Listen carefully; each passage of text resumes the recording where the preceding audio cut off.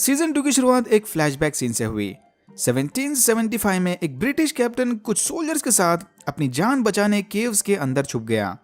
केव की एक दीवार को हाथ लगाते ही कैप्टन के सामने डीमन डायमेंशन का पोर्टल ओपन हुआ।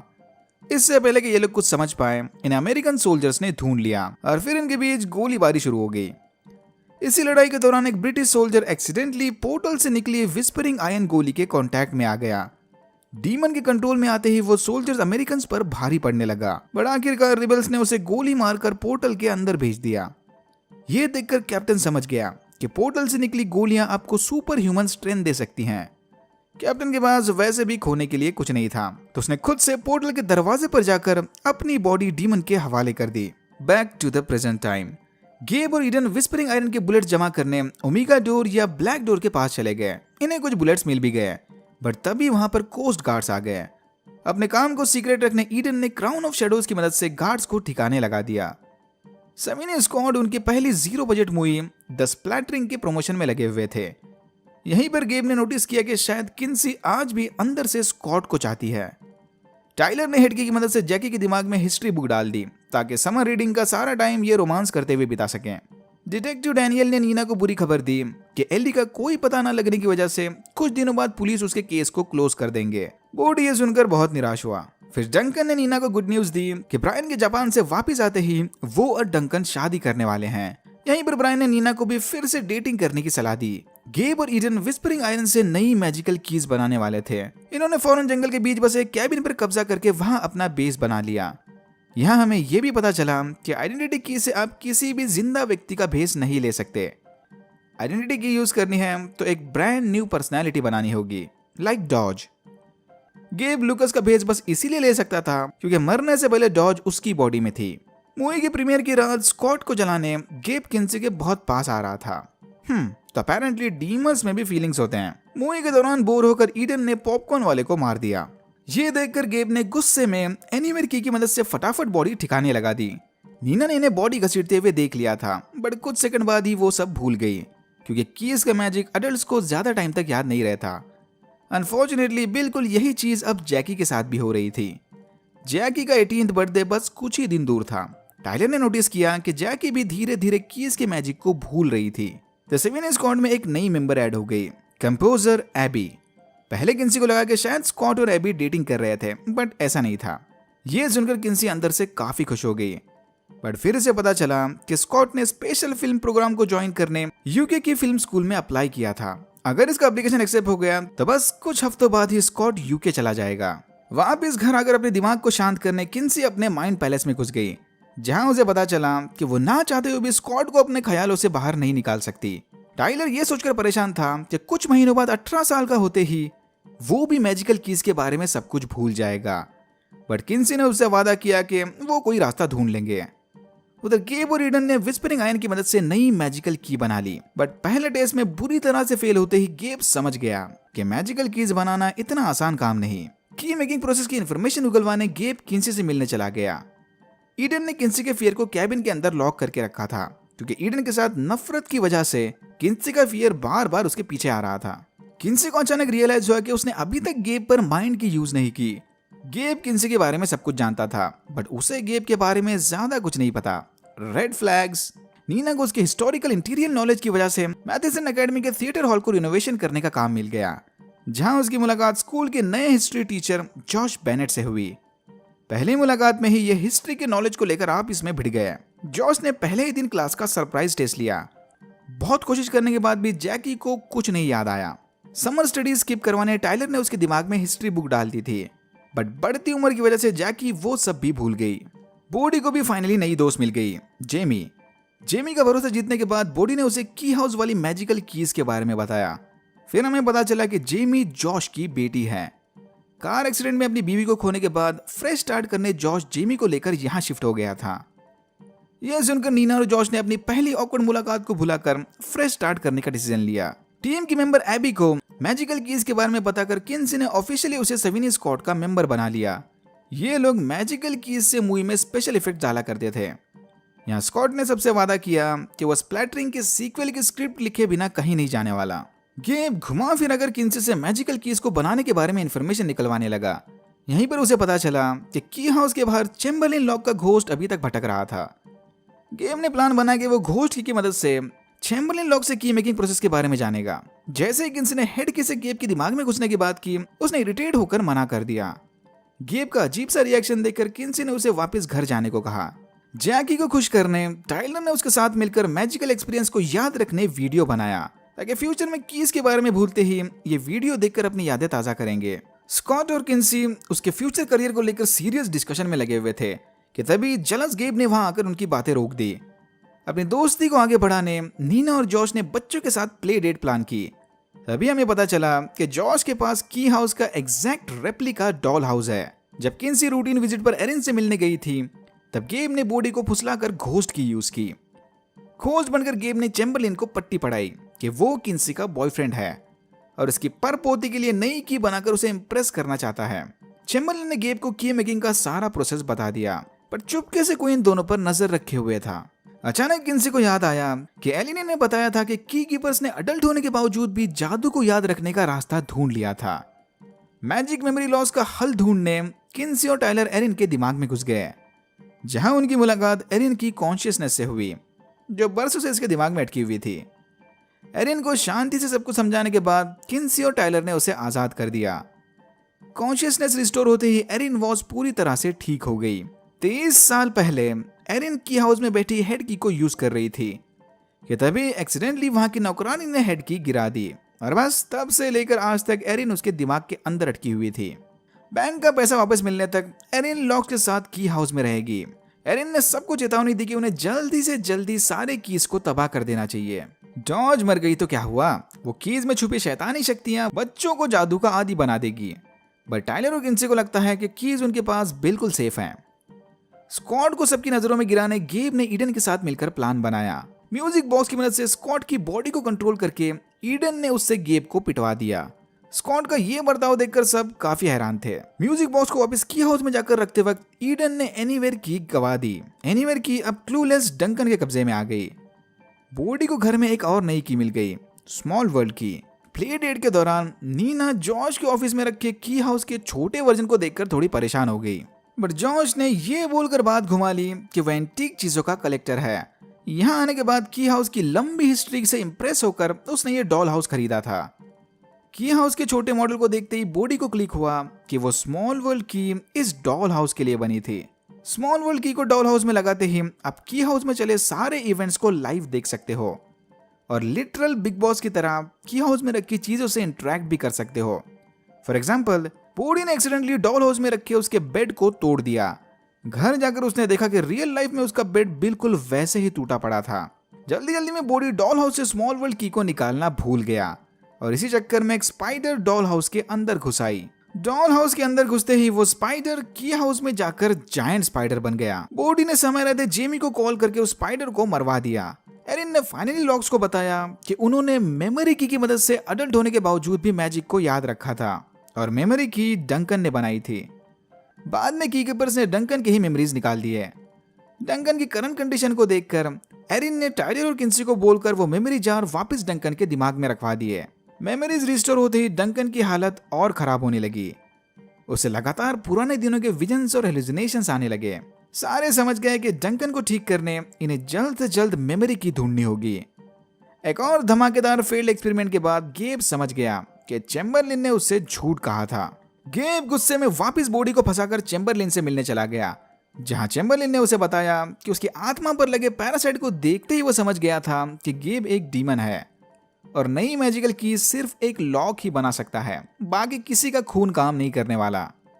चेम्बरलिन ने गेम को बातों में बिजी रखकर सैम के घोस्ट को उसकी बॉडी में घुसने भेज दिया, पर समय रहते गेब ने वापस अपनी बॉडी पर कंट्रोल करके सैम को बाहर निकाल दिया। तो वो चुपके से नजर रखने वाला बंदा सैम था। किन्सी को फाइनली रियलाइज हुआ कि बिना फियर के जिंदगी जीने में मजा नहीं। किन्सी के पुकारते ही उसकी फियर केज तोड़कर वापस किन्सी के दिमाग में घुस गई। स्कॉट ने किन्सी को बताया कि उसे गेब और ईडन पर थोड़ी नजर रखनी चाहिए, क्योंकि वो दोनों कुछ दिनों से बड़ा ही अजीब सा बर्ताव कर रहे थे। जॉश कुछ स्टूडेंट्स को अपना एंटीक हिस्ट्री कलेक्शन दिखा रहा था। जॉश ने इन्हें बताया कि उसके एंसेस्टर्स अमेरिकन रिवॉल्यूशनरी वॉर के वक्त ब्रिटिश आर्मी के लिए लड़ते थे। बरसों से यूनिक बुलेट जॉश के परिवार का हिस्सा है। वह बुलेट एक्चुअल में विस्परिंग आयरन थी। महंगा देखकर गेब ने वो बुलेट चुरा ली, क्योंकि नए कीज बनाने इसे और विस्परिंग आयन की जरूरत थी। यहीं पर किंसी को भी यकीन हो गया कि गेब और ईडन के बीच पक्का कुछ चला है। मेमोरी की को ढूंढने की खातिर एरिन ने टाइलर की मदद से रेंडल के साथ वाली आखिरी मेमोरी बाहर निकाली, जिसके अंदर यह साफ साफ दिख रहा था कि रेंडल ने मेमोरी की स्कूल के कैंपस में कहीं छुपाई थी। गेब ने प्लान बनाया कि वो म्यूजिक बॉक्स की मदद से किंसी को कंट्रोल करके उससे नई मैजिकल की बनाएगा। बट की हाउस जाते ही उसे पता चला कि टाइलर और किंसी डंकन की बनाई मेमोरी की मदद से उसकी मेमोरी रिस्टोर करने वाले थे। यह सुनते ही गेब ने किंसी के बजाय डंकन को अपना टारगेट बना लिया, क्योंकि वो जानता था कि डंकन कीज बना सकता है। डंकन फ्लैशबैक मेमोरी से परेशान होकर डिस्ट्रैक्शन के लिए दिन रात गराज में बैठा उसकी मसल कार को रिस्टोर करने लगा। टाइलर मेमोरी की को ढूंढने गेब और लोगन के साथ स्कूल कैंपस चला गया, जहां टाइलर ने हरक्यूलिस की मदद से कैंपस में रखा बेंच उखाड़ कर मेमोरी की ढूंढ ली। सीजन 1 और 2 के बीच वाले गैप में बॉडी को यह हरक्यूलिस की मिली थी। हरक्यूलिस की से उसके यूजर को सुपर ह्यूमन स्ट्रेंथ मिलती है। बॉडी थोड़ा दिमाग को शांत करने एनीवेयर की लेकर रूफस से मिलने चला गया, जहां रूफस ने उसे बताया कि एली के गायब होने वाली रात रूफस ने उसके घर में 2 डॉज को देखा था। नीना और जॉर्ज का रिलेशनशिप फाइनली नेक्स्ट लेवल पर पहुंच गया, and then they do it. Nina के वहां से जाते ही जॉर्ज ने देखा कि उसके ड्रॉर से किसी ने वो विस्परिंग आयन की बुलेट चुरा ली। जॉर्ज के इसी कलेक्शन में उन केओस वाले पोर्टल का पुराना स्केच भी पड़ा था, इंडिकेटिंग कि जॉर्ज उस दूसरी डायमेंशन वाले दरवाजे के बारे में जानता है। गेब और ईडन की पहेली को सॉल्व करने किंसी माइंड की लेकर पार्टी में चली गई। ईडन की पूरी तरह से नशे में धुत होते ही किंसी और स्कॉट उसके दिमाग में घुस गए, जहां उन्हें पता चला कि ईडन एक डीमन है और उसका बॉयफ्रेंड गेब ही डॉज है। ईडन के दिमाग से बाल बाल बचकर जिंदा बाहर आकर किंसी अपना टूटा हुआ दिल लेकर वापस घर चली गई। उधर की हाउस में टाइलर और एरिन ने मेमोरी की मदद से डंकन के सारे मेमोरीज रिस्टोर कर दिए। तभी वहां पर किंसी ने आकर इन्हें बताया कि गेब ही डॉज है। बॉडी ने 2 डॉजेस वाली बात बताकर यह कंफर्म कर दिया कि उस रात ये लोग डॉज नहीं बल्कि एली को ब्लैक डोर के उस पार फेंक कर आए हैं। इससे पहले कि ये लोग इस बड़ी बॉम्ब न्यूज को प्रोसेस कर पाए, वहां पर गेब आ गया। टाइलर और किंसी ने किसी तरह डंकन का बहाना देकर गेब को वहां से भगा दिया, ये बोलकर के गेब उनके पर्सनल फैमिली मैटर में ना पड़े तो ही अच्छा है। लकीली गेब मान गया। डंकन की मेमोरीज वापस आते ही उसे भी कीज की विस्परिंग सुनाई देने लगी। विस्पर्स को फॉलो करते हुए डंकन और टाइलर को रेंडल के कैसेट कलेक्शन में चेन की मिली। डंकन वो की लेकर एरिन के पास चला गया, बट एरिन को भी ये पता नहीं था कि वो चेन की काम कैसे करती है। एरिन ने डंकन को बताया कि इस डॉज का फुल एंड फाइनल सोल्यूशन निकालने से पहले वो कहीं नहीं जाने वाली, बट डंकन ने उसे समझाया एरिन को अब ये सब कुछ भूलकर अपनी लाइफ एंजॉय करनी चाहिए। वैसे भी इन मैजिकल कीज ने एरिन से उसकी आधी लाइफ छीन ली थी। अच्छा होगा अगर एरिन इन सबको भुलाकर अपनी बाकी की जिंदगी की हाउस से कहीं दूर बिताए। ईडन की मम्मी ने उसे बुरी खबर सुनाई कि उसके पापा का किसी दूसरी औरत के साथ अफेयर चला हुआ है, पर डीमन होने की वजह से ईडन को अब इन बातों से कोई फर्क नहीं पड़ता।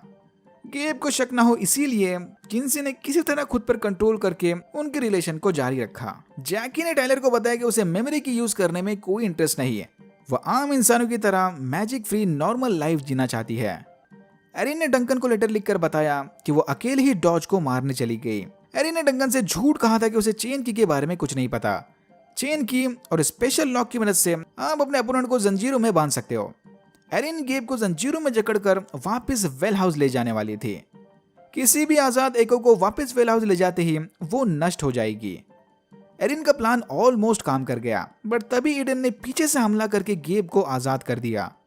जंजीरों से छूटते ही गेब ने एरिन का गला घोंटकर उसे मार दिया और प्लांट की मदद से उसकी बॉडी को जमीन में गाड़ दिया। मरने से पहले एरिन ने गेब के अंदर मौजूद लूकस को पुकारने की कोशिश की, बट उसका कोई फायदा नहीं था। गेब और ईडन के वहां से जाने के बाद लॉक्स ने एरिन की बॉडी को जमीन में धंसते हुए देख लिया, बट अब काफी देर हो चुकी थी। ईडन ने गेब को बहुत समझाने की कोशिश की कि अगर एरिन को गेब की सच्चाई पता चल गई, मतलब लॉक्स भी जानते होंगे कि यही डॉज है, बट ना, गेब की आंखों पर तो क्वीन किंसी के प्यार की पट्टी पड़ी थी। एरिन वाले हादसे के बाद गेब का भरोसा जीतने किंसी ने उसे कॉल करके बताया कि वो मेमोरी की डंकन पर काम कर गई और उसकी सारी यादें वापस आ गई। सीक्वल मूवी की शूटिंग करने के बहाने किंसी ने गेब और ईडन को की हाउस बुलवा लिया। लॉक्स ने स्कॉट के साथ मिलकर इन दोनों को पकड़ने का प्लान बना लिया। यहीं पर फाइनली स्कॉट और किंसी का फिर से पैचअप हो गया। ईडन और गेब के की हाउस में आते ही टाइलर और बॉडी ने ईडन को गेब से अलग कर लिया। फिर बॉडी ने जेमी की मदद से डॉल हाउस के जरिए ईडन को ग्लास के अंदर कैद कर लिया, बट कुछ देर बाद ही जॉर्ज के वहां आने की वजह से जेमी को डॉल हाउस से वो की निकालनी पड़ी। मतलब अब ईडन उसकी कैद से आजाद हो गई। ऊपर एक चिड़िया को रूम से बाहर निकलता देख गेब भी समझ गया कि ये लॉक्स उसे फंसाकर वेल हाउस के अंदर ले जाने वाले थे। एंड मोमेंट पर वहां पर ईडन ने आकर लॉक्स का सारा प्लान चौपट कर दिया। प्लान के फेल होते ही गेब ने उनसे एनीवेयर की छीन ली और बॉडी और डंकन को किडनैप करके उस कैबिन में ले गया। जाने से पहले गेब ने ईडन को धोखा देकर वहीं की हाउस में छोड़ दिया क्योंकि अब उसे ईडन की कोई जरूरत नहीं। गेब से धोखा खाने के बाद ईडन स्कॉट को ढाल बनाकर वहां से भाग निकली। गेब ने डंकन को धमकी दी कि अगर बॉडी की सलामती चाहते हो तो उसे गेब के लिए मैजिकल की बनानी होगी। ना चाहते हुए भी बॉडी को बचाने की खातिर डंकन ने गेब के लिए डीमन की बनाई। इस की के जरिए गेब किसी भी इंसान को डीमन में बदलकर अपना गुलाम बना सकता था। गेब का पहला शिकार बना उनके स्कूल का दोस्त हावी। वादे के मुताबिक डीमन की मिलते ही गेब ने डंकन और बॉडी को छोड़ दिया, बट कुछ देर बाद ही हावी को उन्हें मारने भेज दिया। ईडन के जैकेट से मिले फूड डिलीवरी बिल्स को ट्रैक करते हुए लॉक्स ने गेब के कैबिन इन द वुड्स को ढूंढ लिया और समय रहते बॉडी और डंकन को हावी के हमले से बचा लिया। फिर एक फ्लैशबैक सीन में हमने देखा कि 1775 में की हाउस अमेरिकन रिवॉल्यूशनरी वॉर का बहुत बड़ा हिस्सा था। लॉक्स यहाँ चुपके से अमेरिकन सोल्जर्स के लिए हथियार बनाया करते थे।